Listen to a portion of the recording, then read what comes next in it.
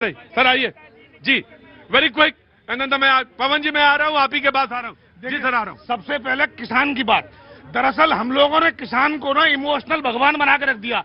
हमें कृषि को बिजनेस बना के रखना था। बेटा अगर तुम्हारा मन नहीं लग रहा तो घूमाओ, जाके जाओ, घुमाओ जाके, देखाओ जाके फिर कुछ चीजें। और अगर मन लग रहा है तो चुपचाप खड़े रहो। शाबाश बेटा, बस आप नहीं बोलेंगे इसके बाद बेटा, है ना। हम लोगों को कृषि को भी व्यापार की तरह रखना पड़ेगा। किसान के घर में भी प्रॉफिट आए ये मानना पड़ेगा। किसान भगवान है, वहां से आगे लेकर किसान रिच व्यापारी बने। पॉइंट पे आइए, डेटा पे आइए।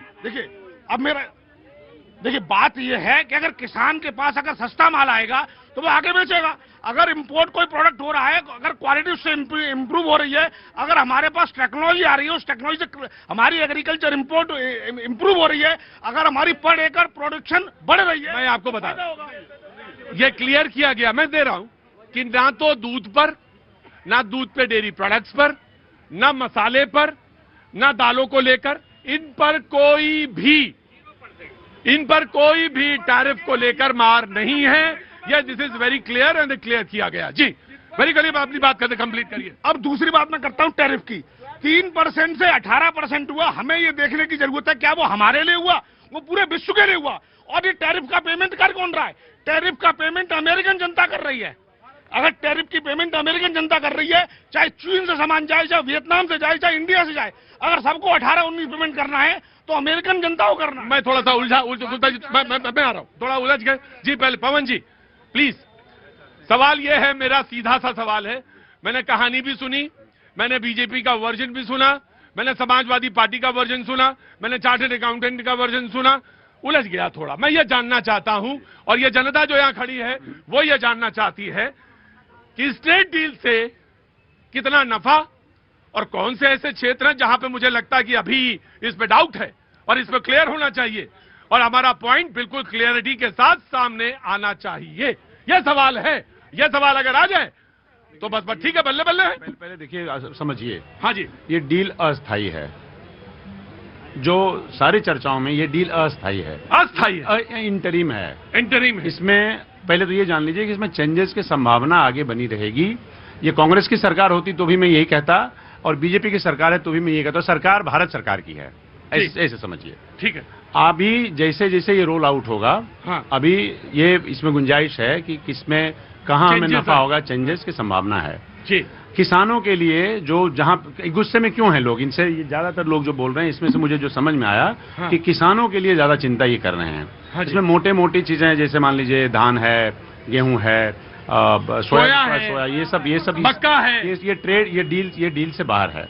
ये ट्रेड डील से बाहर है। डील से बाहर है। अच्छा। ये इसमें नहीं है, पल्सेस में भी नहीं है, पल्सेस में, दालों में भी नहीं है। तो मोटा मोटा इसलिए बाहर रखा गया कि हमारा मेजॉरिटी जो किसान हैं वो उसमें उसके दायरे में आते हैं, लिहाजा उन पे फर्क न पड़े। देखिए फर्क कहाँ पड़ेगा?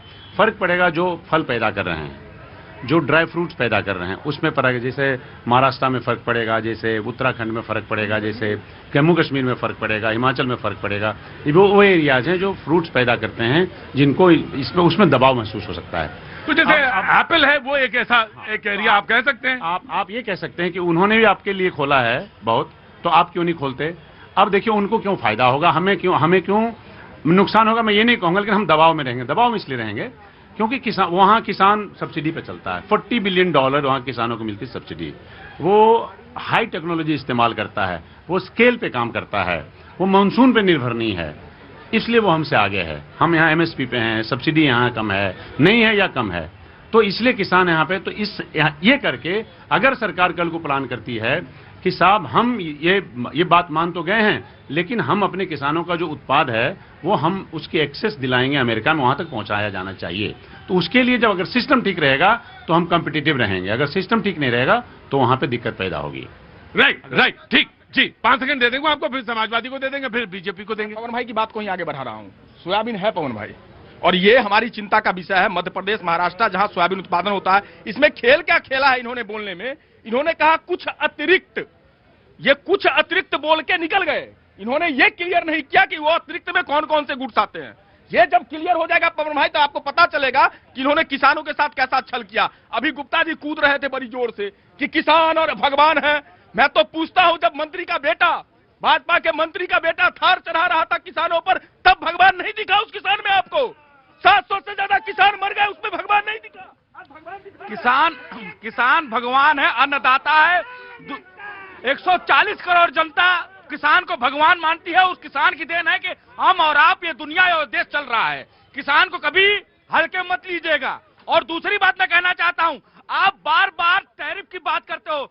जब ट्रंप ने 50% टैरिफ लगा दिया तो हाउ डू आप वही मोदी जी का विरोध करते थे, और जब 18% आ गया तब भी मोदी जी का विरोध करते हो। मतलब आप चाहते क्या हो? आप चाहते, क्योंकि आप भारत का विकास नहीं देखना चाहते हो, क्योंकि आपको कुर्सी जरूरी है, आपको कुर्सी मिलनी चाहिए, इसलिए अच्छा से अच्छा काम होगा फिर भी उसका विरोध करोगे।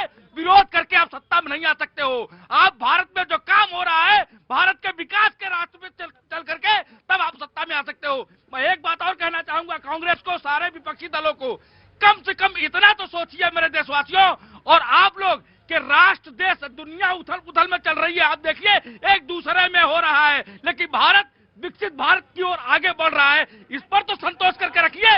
भारत अस्थायी रूप से आगे चल रहा है, ये सोचिए। आप सिर्फ मोदी जी का विरोध करके कुछ नहीं कर पाएंगे। मोदी जी जो पॉइंट जी मैं आ रहा हूं जम्मू कश्मीर से ले रहा हूं। मेरा नाम सचिन है जी। सचिन जी बोलिए। मैं 2 पॉइंट कहना चाहूंगा।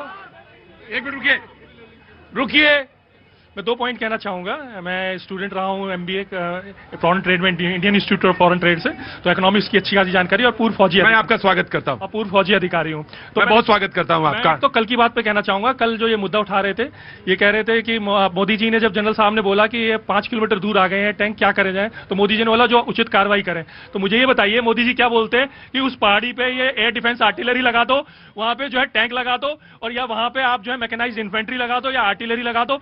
वो मोदी जी कोई इंदिरा गांधी जैसी बातें थोड़ी करेंगे कि जो general field marshal Manik Shaw के काम में उन्होंने इतना जो घुस गए थे, और उसके बाद जब मानिक शॉ को बोला, बड़ी बड़ी किताबें लिखी गई हैं कि मैडम मैं फाइट नहीं करूंगा, आप पॉलिटिक्स का ध्यान दीजिए। और इतना जो इन्होंने इसके मानिक शॉ के साथ बेइज्जती करी कि 2008 में जब जनरल साहब हमारे उनकी डेथ हुई थी, उसके बाद वो इन्होंने राष्ट्रीय शोक भी नहीं मनाया, और डिफेंस मिनिस्टर तो छोड़ो, कोई मिनिस्टर तक नहीं गया। ये हमारे, अगर आप देश से प्यार करते हैं तो कांग्रेस से प्यार नहीं कर सकते। मैं मुद्दे पे आइए। दूसरा ये ट्रेड डील की बात करते हैं।